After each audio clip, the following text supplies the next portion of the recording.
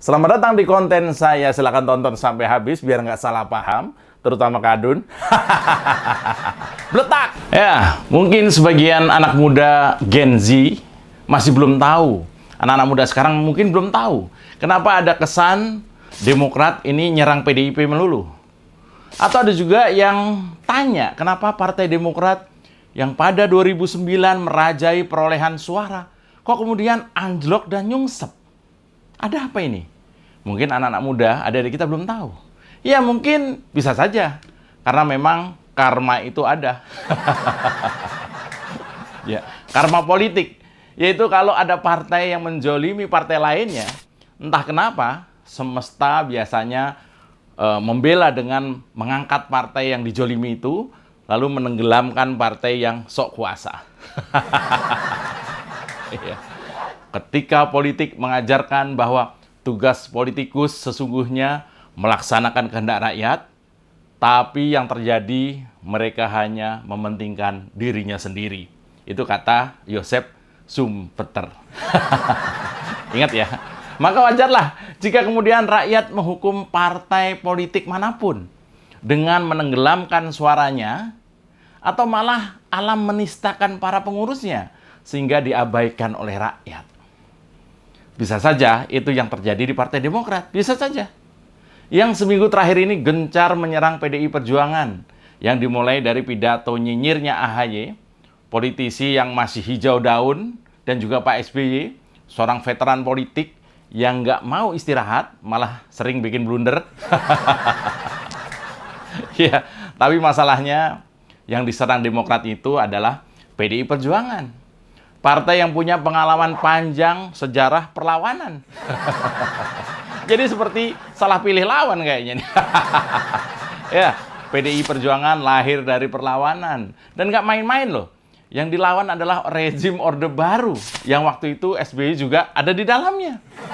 Bagaimana Bu Megawati, seorang wanita saat itu, berani melawan rezim yang dikenal sangat otoriter dan galak. Ya, PDIP memang lahir dari perlawanan, bukan pengkhianatan. Beda ya kelasnya ya. Ya, jadi misalnya ada partai yang menyerang, itu buat PDI Perjuangan ya seperti makanan sehari-hari lah. Karena setahu saya, di PDI Perjuangan memang banyak pejuang dan nggak banyak yang baperan. Mungkin ini kebalikan dari Partai Demokrat ya. Saya nggak tahu sih. Nah, sekarang ya karena serang sambut itu makin terjadi dalam tataran kritik pedas dan juga diskusi panas antara Demokrat dan PDI Perjuangan. Lalu kemarin saya mendengar ya, Sekjen PDI Perjuangan yaitu Bung Hasto Kristianto mencoba lebih produktif dengan tetap tidak melakukan fitnah atau hoax, tapi cukup bertanya. Saya pikir seorang yang bertanya adalah seorang yang menempatkan posisi merendah. Karena memang tidak tahu. Sementara yang ditanya ditinggikan. Karena dianggap yang punya semua jawaban. Ini luar biasa.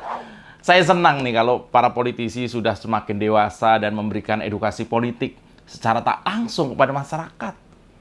Mungkin atas dasar edukasi politik dan juga sejarah kepada masyarakat itulah, maka Bung Hasto Kristianto melempar 10 pertanyaan kalau saya hitung. Ini pertanyaan yang ringan saja. Dan pertanyaan ini ditujukan untuk Partai Demokrat. 10 pertanyaan Sekjen PDIP itu untuk Demokrat ini, saya coba sampaikan ya secara halus.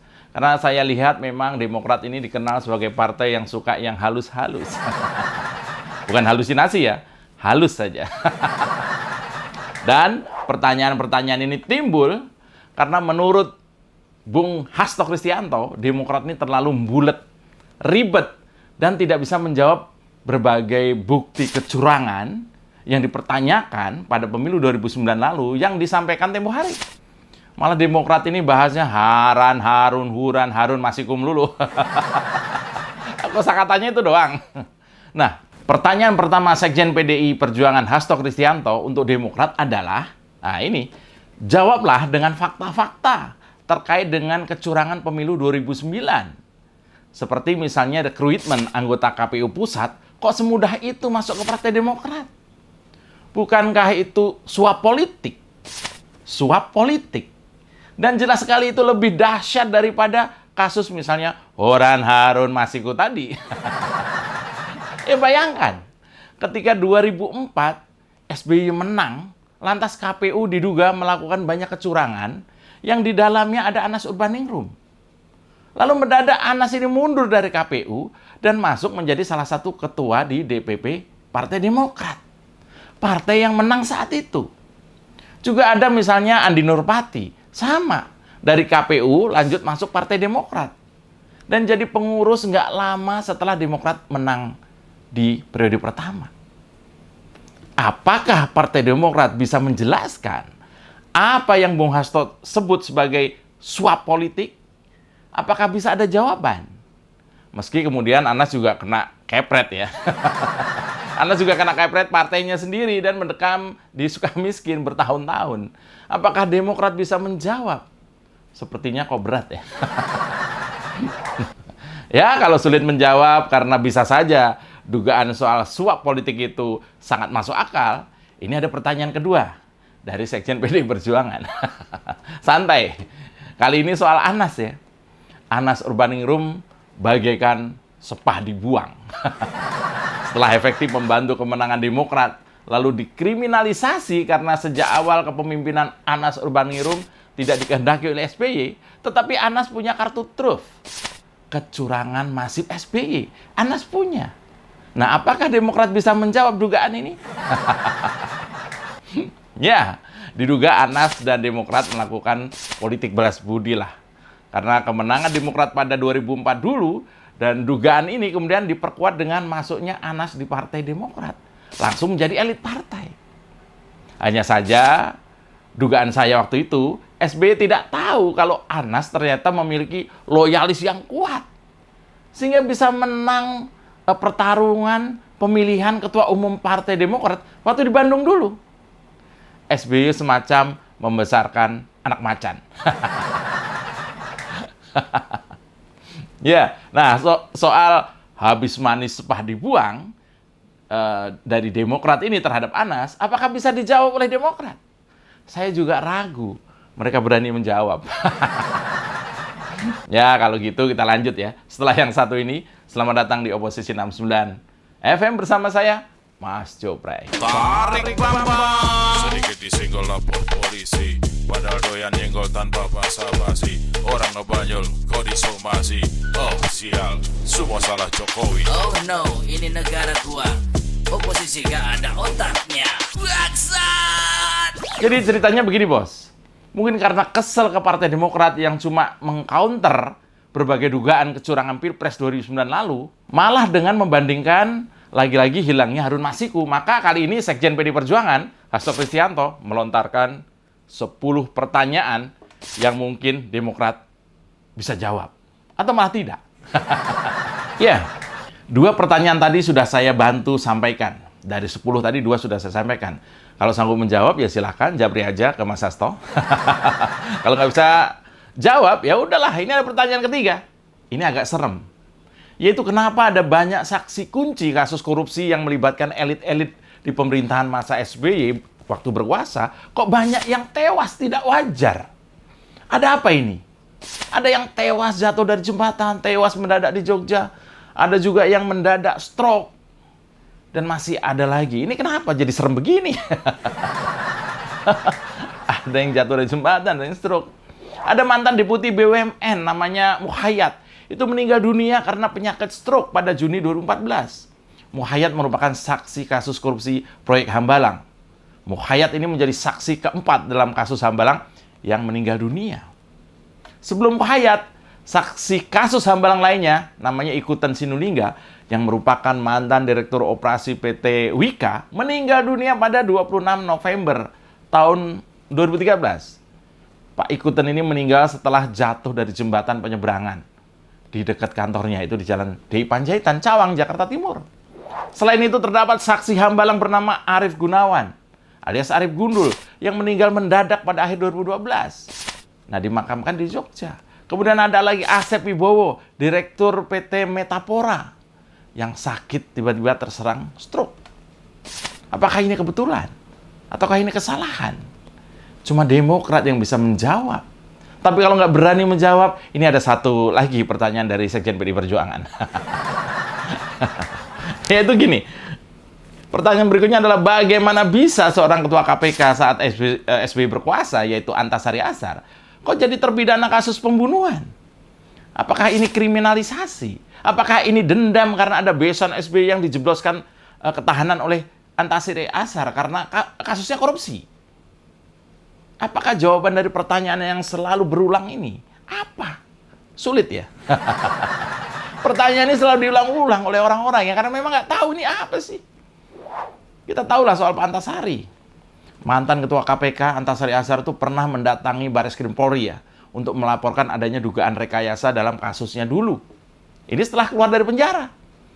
Antasari menuding SBY, yang ketika itu menjabat sebagai presiden ya, yang telah mendalangi kriminalisasi terhadap dirinya. Antasari sudah melaporkan. Antasari Azhar ini Ketua KPK, nggak main-main. Beliau mengatakan kriminalisasi itu dilakukan karena KPK yang dipimpinnya ketika itu berhasil menangkap Deputi Gubernur Bank Indonesia yaitu Aulia Pohan, yang juga merupakan besan Presiden SBY. Aulia ditangkap terkait kasus korupsi aliran dana 100 miliar rupiah ke Yayasan Pengembangan Perbankan Indonesia. Luar biasa nih. Akibat dari kriminalisasi itu, memang kemudian karier cemerlangnya Antasari Azhar hancur. Dan meskipun masyarakat tidak percaya motif yang terkesan dipaksakan ke Pak Antasari ini, tapi keburu hukuman pidana berat dijatuhkan. Apakah Demokrat bisa menjawab kegelisahan ini? Benarkah yang dikatakan Pak Antasari? Saya yakin ini juga makin sulit dijawab. Kalau nggak bisa jawab, ya ini ada lagi lah. Santai aja.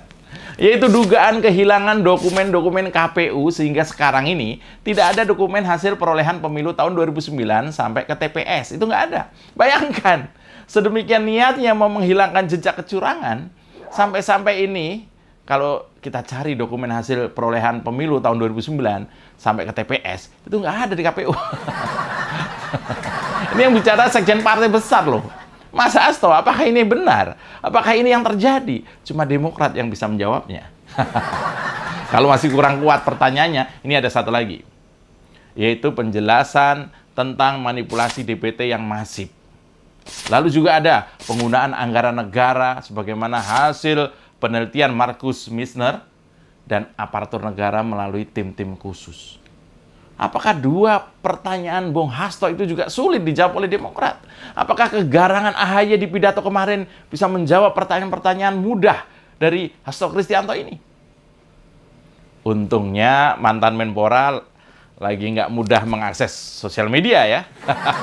Kalau dia leluasa, pasti nyinyirnya makin membabi buta. Ambiar. Nah, masih tersisa 3 pertanyaan dari 10 pertanyaan spektakuler dari Sekjen PDI Perjuangan kepada Partai Demokrat.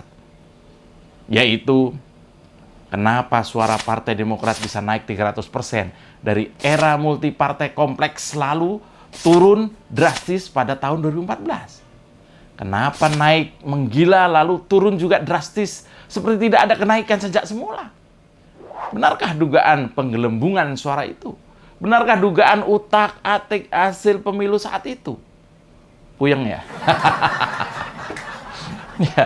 Lalu juga tentang dugaan dana senturi untuk pemenangan pemilu 2009. Lalu kasus korupsi di sekitar lingkaran SBY untuk persiapan pemilu 2014. Ini semua tolong dijawab.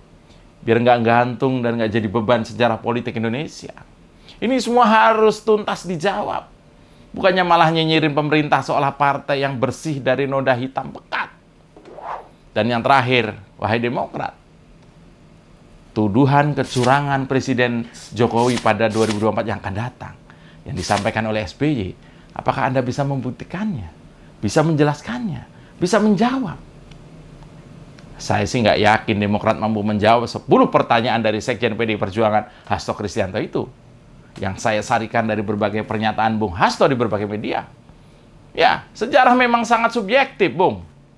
Dan sejarah politik Indonesia sejak 2004 sampai 2014 memang dipenuhi dengan intrik, drama, yang semuanya membuat rakyat lelah dan kapok. Berurusan dengan parpol yang seolah nasionalis, tapi malah pada ujungnya seolah melakukan semua cara demi melanggengkan kekuasaan dan dinasti. Ya, demikian Oposisi 69 FM. Jangan sekali-sekali melupakan sejarah. Salam Bletak. Tarik Bambang. Tarik Bambang. Sedikit disenggol lapor polisi, padahal doyan nyenggol tanpa basa-basi. Orang ngebanyol kok disomasi. Oh sial, semua salah Jokowi. Oh no, ini negara gua. Oposisi gak ada otaknya. Bangsat! Kita dukung aksi melawan intoleran, radikalisme, dan juga terorisme demi Indonesia yang lebih baik dengan cara subscribe di kanal 245 TV. Makasih.